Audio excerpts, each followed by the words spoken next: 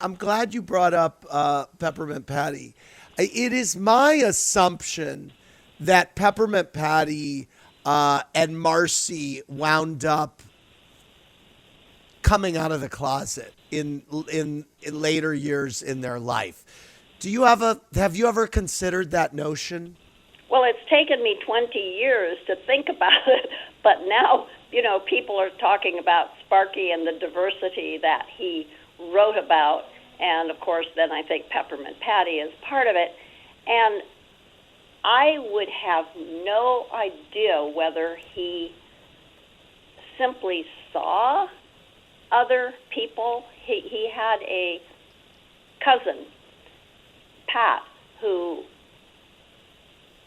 was gay, and he knew she lived with another woman, but I don't think he never talked about it. But 20 years later now, I think, well, maybe there was more on his mind than he talked about. That's so interesting. So Pat was a different kind of female. That's all. She was very.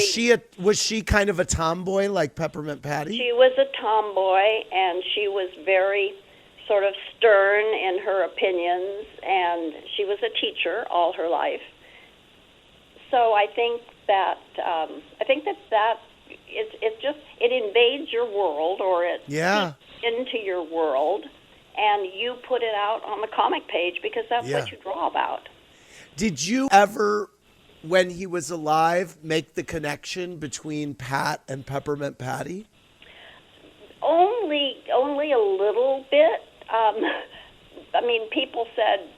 People would talk about it, but I think I just sort of thought it was, Pat was another character in his life, and Peppermint Patty was another character in the comic strip, and I didn't think of it as Sparky deliberately putting any kind of diversity.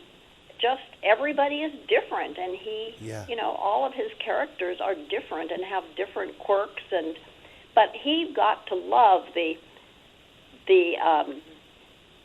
play between Marcy and Peppermint Patty, and I think that's where the fun really is, because it's Marcy always trying to bring common sense to Patty.